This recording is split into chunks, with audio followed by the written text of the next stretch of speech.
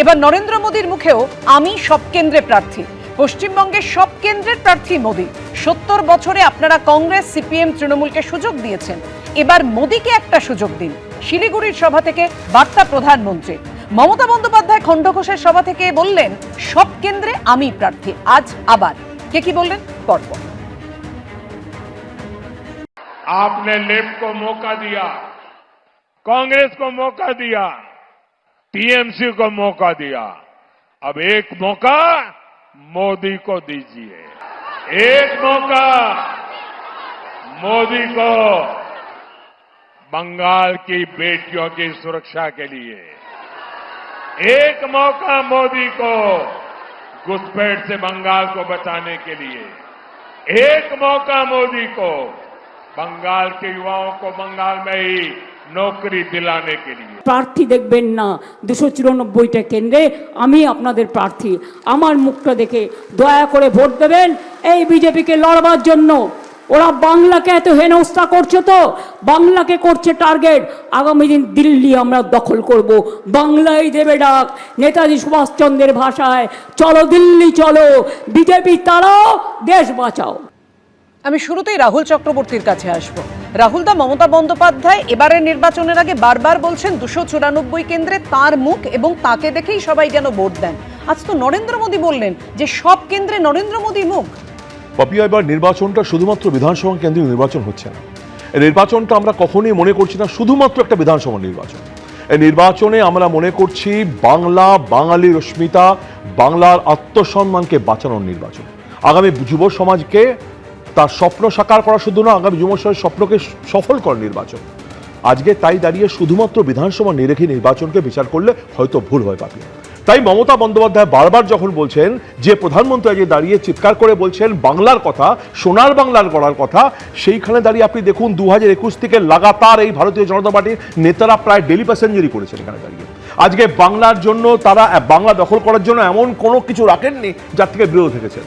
আজকে বারবার প্রতিটি সাংবিধানিক প্রতিষ্ঠানকে প্রতিনিয়ত রাজনৈতিক রূপ দিয়ে বাংলার পেছনে, বাংলার প্রতিটি নেতা, তৃণমূল কংগ্রেসের প্রত্যেক নেতার পেছনে লাগিয়ে দিয়েছেন, কারণ বাংলাকে দখল করতে হবে। আজকে কোনো কিছু রাখেননি। আজকে সারা ভারতবর্ষে ছেড়ে বাংলাকে আজকে সাম্প্রদায়িক বিভাজনের কথা শুনতে হচ্ছে। এটাও দুঃখজনক, দুর্ভাগ্যের। আজকে এসআইআর মানুষ লাইন দাঁড়িয়ে প্রাণ গেছে, মানুষের জীবন গেছে। এসআইআর নামক একটি অদ্ভুত জায়গায় দাঁড়িয়ে যেখানে প্রধানমন্ত্রী আজকে সম্পূর্ণ নির্বাচনী প্রক্রিয়াকে করায়ত্ত করেছেন আজকে একটা অদ্ভুত সিস্টেমের মাধ্যমে, জুডিশিয়ারিকে সরিয়ে দিয়ে, সেইখানে দাঁড়িয়ে জ্ঞানেশ কুমার সে যেভাবেই সফল করুক বা তার প্রভুদের কথা সফল করুক না কেন, আজকে জ্ঞানেশ কুমার যেভাবে যেখানে দাঁড়িয়ে এই স্ক্রিপ্ট রচনা করেছেন সেটা সম্পূর্ণ রাজনৈতিক একটা চিত্রনাট্যের অঙ্গ। তো তার বিরুদ্ধে মানুষকে গর্জে উঠতে হবে, তার বিরুদ্ধে মানুষ এবার ভোট দেবে, তার বিরুদ্ধে মানুষ তার গণতান্ত্রিক অধিকার প্রয়োগ করবে। এটা শুধুমাত্র নির্বাচন ইস্তারের কথা নয় পাপিয়া। তাই মমতা বন্দ্যোপাধ্যায় বাংলা, বাঙালিকে বাঁচানোর কথা বলছেন, মমতা বন্দ্যোপাধ্যায় বাংলার অস্মিতার কথা বলছেন, মমতা বন্দ্যোপাধ্যায় বাংলাকে নতুন করে বাঁচানোর লড়াইয়ের ডাক দিয়েছেন। তাই আমি প্রীতম দত্তের কাছে আসবো। প্রীতম, মোদীর এই আহ্বান, নরেন্দ্র মোদী যে বলছেন যে সব কেন্দ্রে তিনি মুখ, এটা কতটা কার্যকরী হবে বলে মনে হয়? কারণ হচ্ছে উনি আজকে সারা পৃথিবীর মধ্যে বিশ্ব নেতায় পরিণত হয়েছেন। আজকে সারা পৃথিবীকে আমরা জানি 4th লার্জেস্ট ইকোনমিতে ভারতবর্ষকে নিয়ে গেছেন। আচ্ছা, করোনাকালে আমরা দেখেছি যখন সারা বিশ্ব চিন্তিত ছিল যে 140 কোটির দেশে কীভাবে ভ্যাকসিন দেওয়া হবে, প্রত্যেকে ভ্যাকসিন দেওয়া হয়েছে এবং আমরা সারা বিশ্বে, আমরা তো দিয়েছি, তা সারা বিশ্বে পাঠিয়েছেন। আজকে দেখেছেন যে অপারেশন সিন্দুর থেকে শুরু করে যে কটা আমরা করেছি সেগুলো কোনোদিন আগে ভাবা যেত না। সেই যখন মুম্বাইতে হামলা হলো, যখন আর্মি রেডি ছিল যে আমরা উচিত শিক্ষা দেবো পাকিস্তানকে, আমরা দিতে পারিনি। যখনই আজকে আমরা বৈদেশিক আক্রমণের শিকার হয়েছি, তার জবাব, ইটের জবাব পাটকেলে দেওয়া হয়েছে। সেই জন্যই মোদি। এবং মোদিজি আজকে কী বলছেন, ভয়ের থেকে ভরসার কথা। ভরসা কিসের? নরেন্দ্র মোদির গ্যারেন্টি। নরেন্দ্র মোদি যা যা বলেছেন, যা যা আমাদের ইশতেহারে আছে তা আমরা প্রত্যেকটা পূরণ করেছি। সে রাম মন্দির থেকে শুরু করে 370 থেকে শুরু করে আমাদের বিশ্ব ইকোনমিকে আজকে ভারতবর্ষকে একটা জায়গায় পৌঁছে দেওয়া থেকে শুরু করে সব জায়গায় আমরা গ্যারেন্টি ফুলফিল করেছি। এইবার ফুলফিল করার কথা রবীন্দ্রনাথ থেকে শুরু করে নেতাজি সুভাষচন্দ্রের বাংলা। যেই তৃণমূল কংগ্রেস নেতাজি সুভাষচন্দ্রের বাড়িতে গিয়ে বলে কে সুভাষ ডেকে পাঠাও, আমার ওখানে তোলা চাই, সিন্ডিকেট তোলা চাই, সেখান থেকে বাংলাকে বেরিয়ে আসতে হবে। বেরিয়ে এসে সিন্ডিকেট মুক্ত ভয়মুক্ত বাংলার পরিবেশ তৈরি করার জন্য মোদিজির গ্যারেন্টিতে আজকে নিয়ে যেতে হবে। সেই জন্যই মোদিজি বলেছেন যে কোনো জায়গায় কোনো প্রার্থী দেখার দরকার নেই, সবটাই মোদির গ্যারেন্টি, সব প্রার্থী হচ্ছে মোদিজিকে দেখে আজকে ভোট হবে। তার কারণ হচ্ছে মোদিজি আজকে পথ দেখিয়েছেন। মোদিজি আজকে ভারতবর্ষ তথা যে কটা প্রদেশে আজকে ইন্ডিয়ার সরকার আছে সেই কটা প্রদেশ আমাদের কোথা থেকে কোথায় চলে গেছে, আমরা যে তিমিরে ছিলেন সেই তিমিরেই আছি। সেখান থেকে বার করার জন্য বাংলাকে সত্যিকারের what Bengal things today India things tomorrow সত্যিকারের করার জন্য আজকে মোদিজির গ্যারেন্টি ভরসা, এবং সেই ভরসাতেই বাঙালিরা ভরসা প্রীতম রাখবে। বলছেন যে 2026-এর বিধানসভা নির্বাচনে বিজেপির মুখ হচ্ছেন নরেন্দ্র মোদী এবং তাকে দেখি এবার ভোট বাক্সে তার প্রভাব পড়বে। আমি এখানে চন্দন ঘোষ চৌধুরীর কাছে আসব। চন্দনদা, যেখানে নরেন্দ্র মোদী বলছেন যে সব কেন্দ্রে প্রার্থী আমি, মমতা বন্দ্যোপাধ্যায় 2021-এর পর 2026-এ বারবার করে বলছেন 294টি কেন্দ্রে আমি প্রার্থী, আমি মুখ। আপনাদের মুখকে কোন মুখকে সামনে রেখে আপনারা এগোচ্ছেন? দেখো, এটা কম্পারিশন হবে না, কারণ এখানে মুখের লড়াইয়ের প্রশ্নটাই আসে না। কারণ যিনি 2016-তে বলেছিলেন, এটা তো নতুন নয়, যে আমাকে দেখে ভোটটা দেবেন, 294টা কেন্দ্রের প্রার্থী আমি, এবং উনি উপহার কি দিয়েছেন? উনি দুর্নীতিকে উপহার দিয়েছেন। উনি বালি চুরি থেকে আরম্ভ করে গরু চুরি, গরু পাচার ইত্যাদি ইত্যাদি, সারা বাংলার শিক্ষা ব্যবস্থা আমরা দেখেছি উনি আমাদের কি কি উপহার দিয়েছেন সব প্রার্থীর মুখ উনি হওয়ার পর।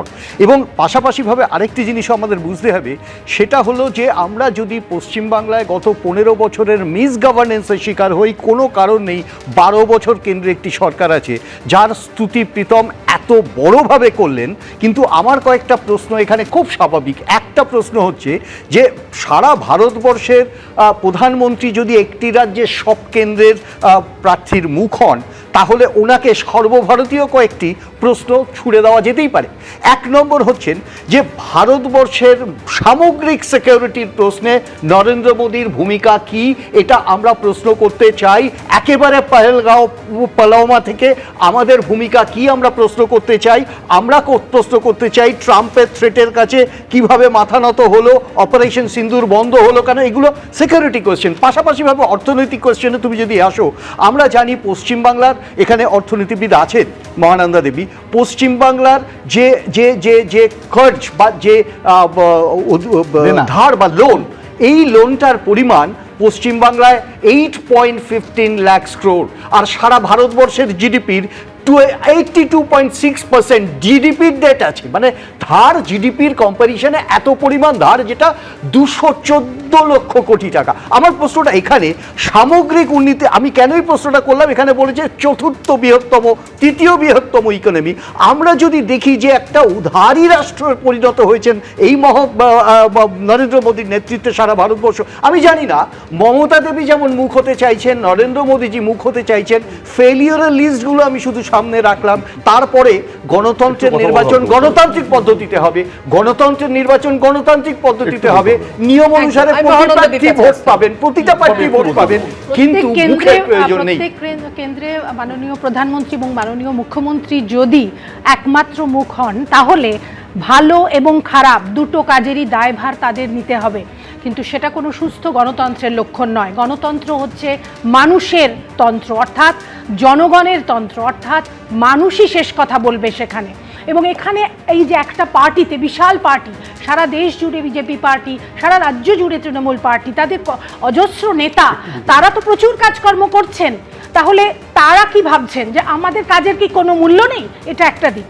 দ্বিতীয় কথা যেটা বলবো, যেটা একটু আগে প্রীতম বলছিল, যে এই যে অনুদানের ব্যাপারটা, যেটা চন্দনদাও মেনশন করার চেষ্টা করছিলেন, যে অনুদানের রাজনীতির প্রচারে উন্নয়নের বার্তা কিন্তু হারিয়ে যাচ্ছে। মহারাষ্ট্রের কথা দেখো, ওনারা বলছেন যে অন্যান্য স্টেটে যেখানে যেখানে বিজেপি আছে কত উন্নতি হয়েছে।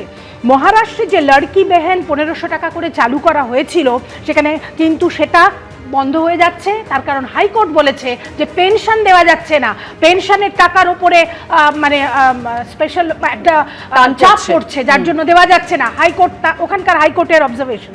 দিল্লিতে প্রমিস করা হয়েছিল 2500 টাকা পার মান্থ দেওয়া হবে, 1 বছরে এখনো চালু করতে পারেনি। কেন?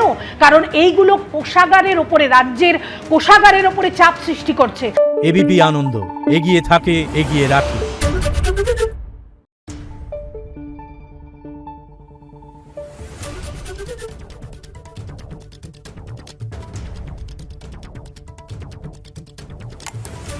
Thank you.